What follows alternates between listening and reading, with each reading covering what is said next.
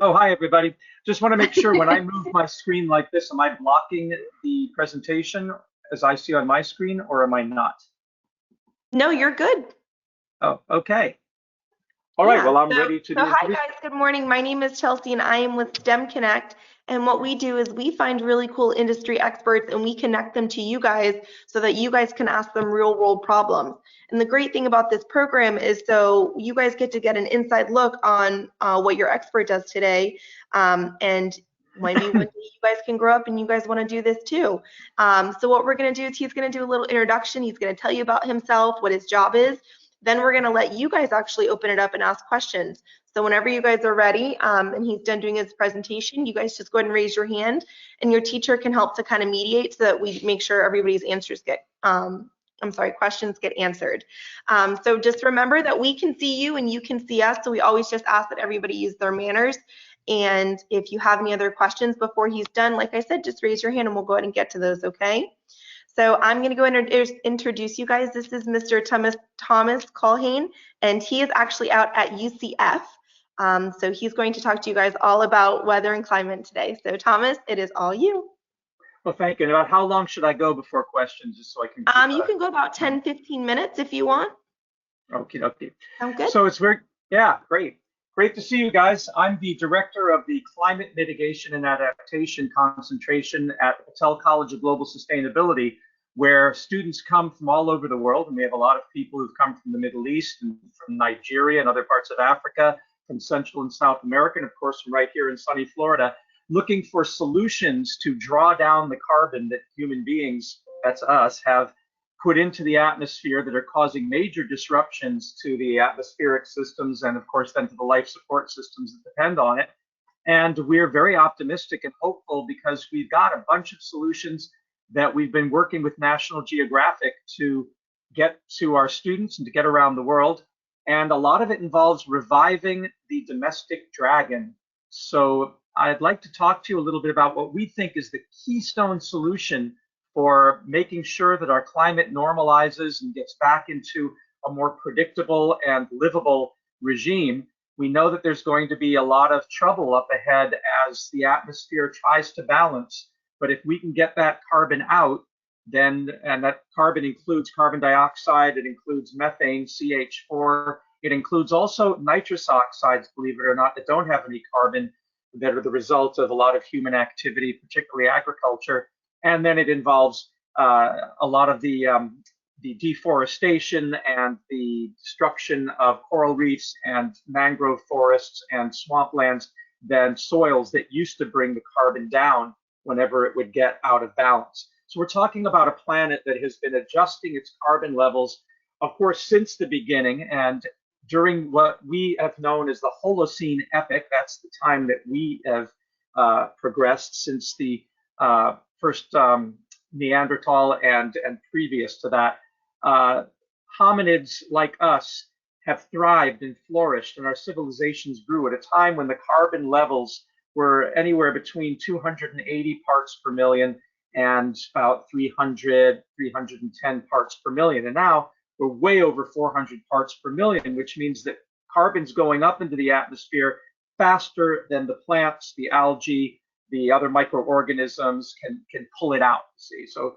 we're really just talking about getting a balance. So we look at what we call drawdown solutions. And let me just for a second, before I jump into the prime solution, let you know that you can at any time, if I can type, you could write down drawdown, and you could look at drawdown.org, and you will see that this resource for climate solutions has all sorts of solutions for drawing down that carbon.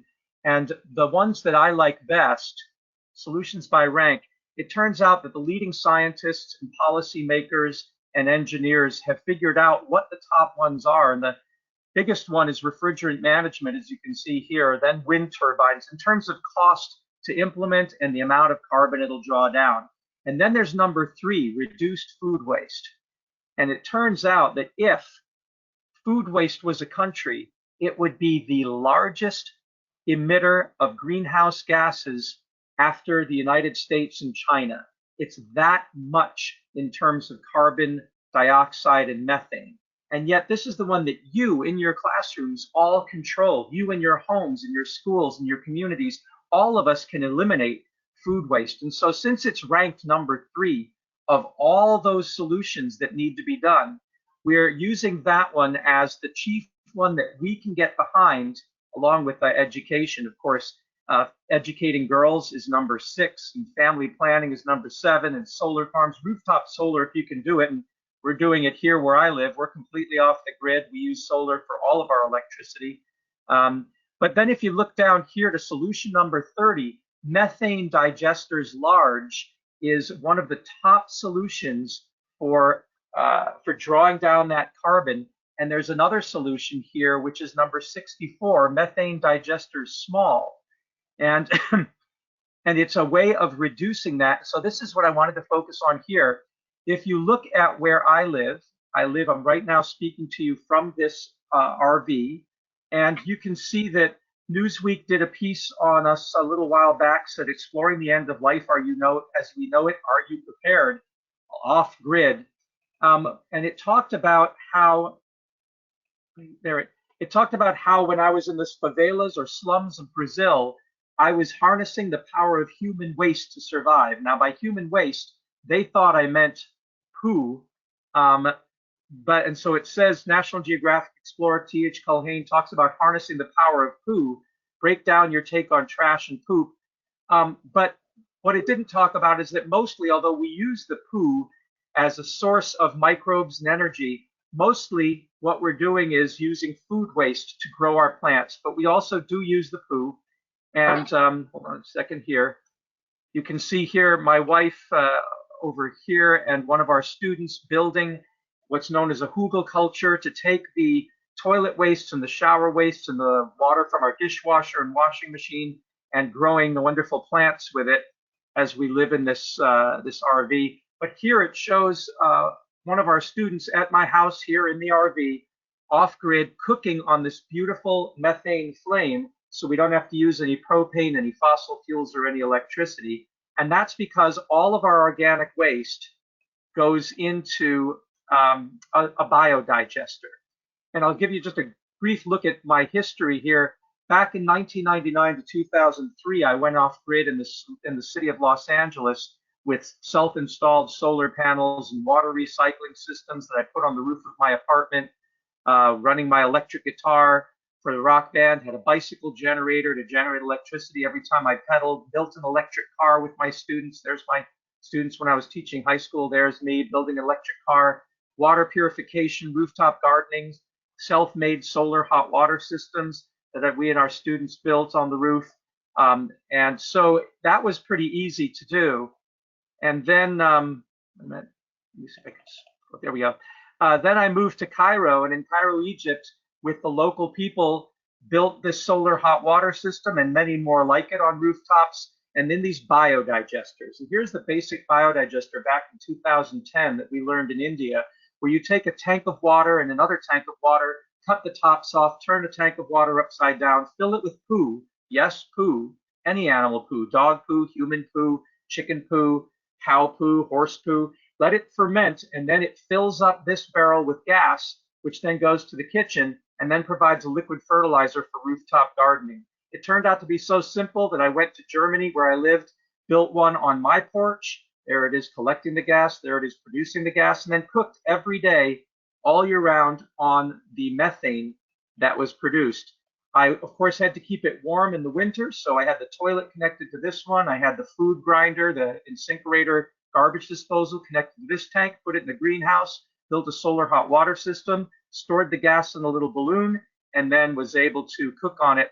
And then discovered that I could build them inside the house. And these are my first 2 mini digesters in the upstairs bathroom by the heater, because they need to be warm, where I put my baby's diaper wastes, scrape the diaper of cloth reusable diapers. And then I built one in New York in my mother's apartment for an emergency, producing gas and fertilizer. And then we built them at Mercy College in a laboratory space, showing it was safe to do indoors. And then finally, for this family, we built 2 digesters in their basement and connected them with these pipes to the incinerator, garbage disposal, and the kitchen sink. So all the food waste goes down into these tanks, and then produces the gas that they cook on and sometimes generate electricity with and grow plants with the fertilizer. We built it with the Rockefellers in their house in Hudson, New York. We built it in a Mennonite home and in an Amish home in Pennsylvania, down in West Virginia in a coal country hunting and eco lodge. So we were absolutely convinced then that we could bring it home. So we came here to Florida, and as you can see, we built these tanks, installed these solar panels here. There's the batteries, very simple. And then we built this big biodigester that's outside my window right now.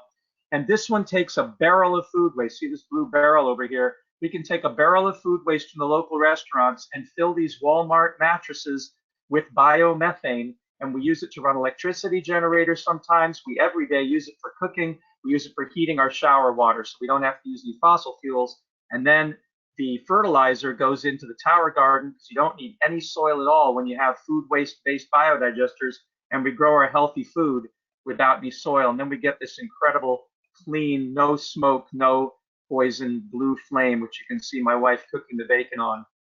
And we store the gas in these balloons. It's quite simple. And then we train people from all over the world how to do it. And there's even a commercial version that the Israelis produce that you can buy that sets up in an hour to produce that fertilizer, and there's the gas there called home biogas. And during the hurricane, we took one of those balloons and ran a generator without any carbon monoxide or soot or smell, and was able to generate electricity to get through the power outage in the hurricane. So that's a brief overview. I'm sure you probably have some questions for me. You're probably going like, what? Is that real? Is that possible? I have questions. I'm the teacher. I'm Miss Ballard. Thank you for giving us your time. Can you hear us okay? Can you hear me? He's frozen. Oh no. I know, sorry, hold on. He seems to have gotten just a little frozen. I'm just going to give him a second. Okay. I know. Because I know that we all have questions that we need answered. Yeah, I so know. we don't have him go anywhere yet. Every time he said poo, I think we all had questions. Yeah. Okay, so let's just give him a second. Sometimes it just takes the system just a second to. Let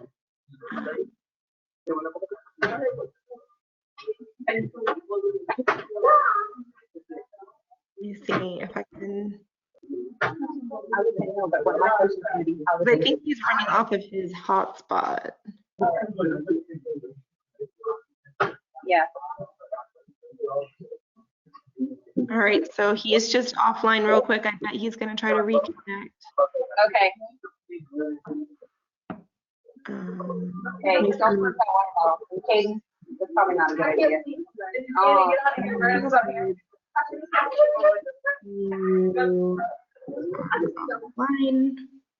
We heard all this interesting stuff and it's like, no. I know. Yeah, so I'm just sending him a message real quick just to see if maybe he can rejoin. Okay.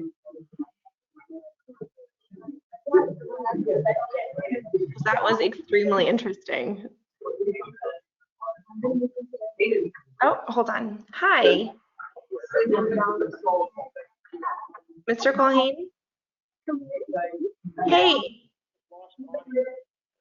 It shows that you are actually offline.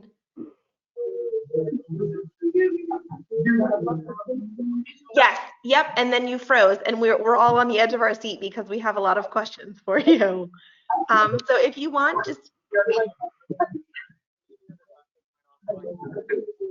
yes. So what I'm going to do is I'm going to try to dismiss you, and then you'll just use that same link that I sent you as an email to reconnect. I'm gonna dismiss you so that you can rejoin.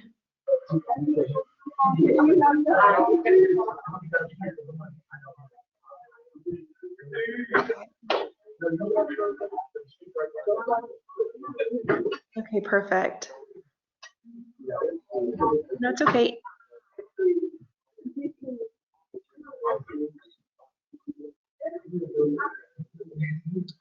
So then see if you can go ahead and try to just reconnect from that same password, and let's see if it'll burst up from that same link. Okay.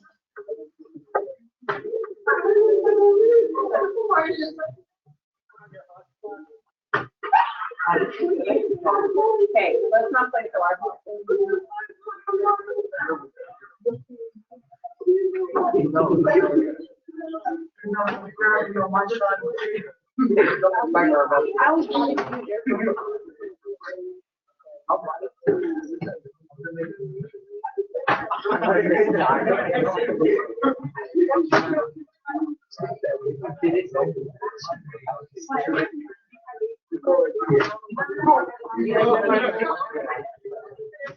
And then, yep, you'll just use that. Yep, just use that same link because we're still on, so it's still active.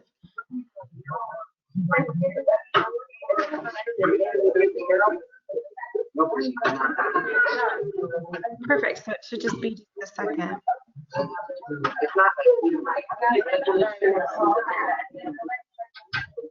Yay! Nope, but I see that your name has popped up and I'm sending you a web request. Perfect. Yay! Awesome. Okay, now the only thing is your audio.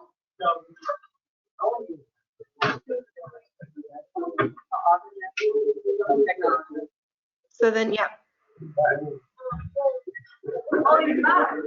I think.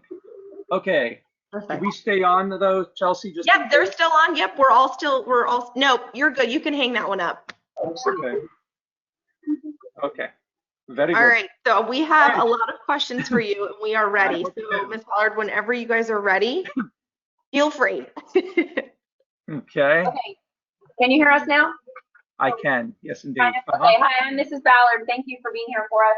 I think the biggest thing that everybody is fascinated with is that you've been talking about poo and using poo to cook with and stuff like that. So they're all concerned that somehow you're getting poo in your food, which I know you're not doing. Explain to us how you can make sure that everything is safe.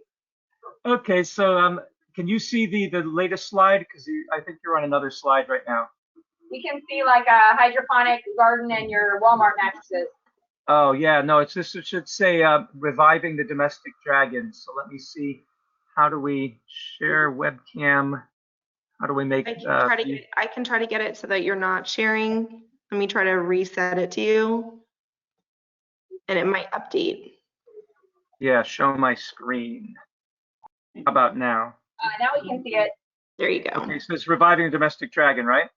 Okay, so he's gonna explain how you can do that. Okay, so what you see here, do you see this beautiful blue flame coming out of this pot right here? Yes. Okay, so like any animal, the biodigesters, which we call domestic dragons, they will fart.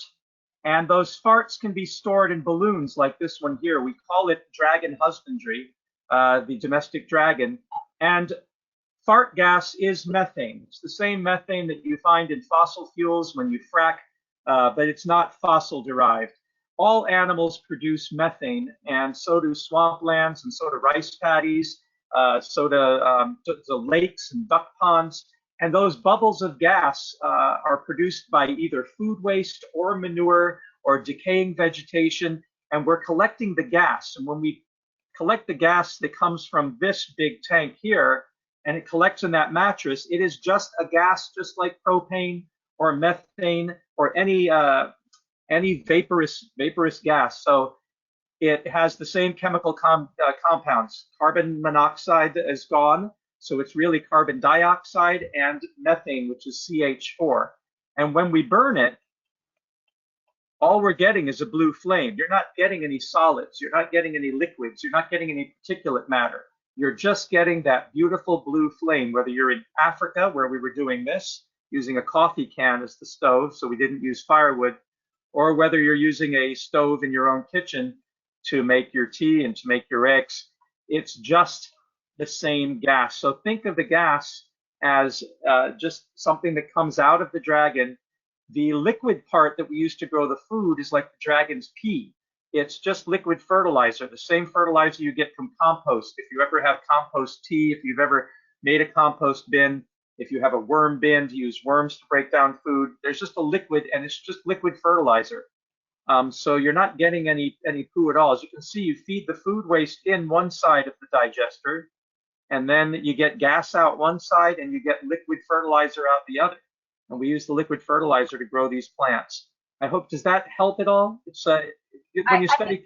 Because they're, you're using it for the fuel source. You're not actually, you're using it as a fuel source to cook something else that's right. just being heated by the fuel source. That's okay, right. So the other question I think is like, is this a zero waste system? Like whatever is being fermented to release the gas, is that what you're then using for the gardening? Yes, so it is completely circular economy, zero waste. The food waste goes into the tank, it ferments in the tank, gas comes out the top of the tank because gas floats, goes to the top, and out the middle of the tank comes this liquid fertilizer that is very rich in nitrogen, phosphorus, potassium, and all the micronutrients, and that just goes into the tower gardens or into the soil if we're using soil or on sand, and we use it for our gardens, and then the process of biology just turns it into plant food, and the plants take it up and grow very healthy. And when you think about it, this is exactly how nature works. Animals and other organisms will just pee and they'll defecate, and then the worms will get at it, and then the insects will get at it, and the fungi, and it just turns into soil. All of the food that you're using now comes from what was once an animal in a plant or what was inside an animal in a plant, just recycled. So it cycles everything. The only things that are released then are carbon dioxide, which then is used by the plants to grow, and water, which is used by the plants to grow. And so it's a total circular system which takes care of everything. There's no waste at all. Great. Now, what kind of, first of all, before I ask another question, do you guys have any questions about any specific parts that we covered so far? No, we thought we had one. They're not, I don't know if they're sure how to word it. So let's, okay, how do you keep out the smell? There's a couple of ways. So if you look, here's a commercial product that our friends in Israel have manufactured that I talked about, the home biogas system. And when you look at the system, you see that it's a tank. It's got the same 3 pipes that I showed before. And because the water level is here, imagine like your toilet at home. You do your business in your toilet, it goes beneath the water, and then it doesn't smell. We put the food waste like this inside. It goes down below the water line. It ferments on the inside. As you can see, these microbes here, they digest the food. See how they're, can you see that? They're doing their digestion. Bubbles come up and fill this balloon here.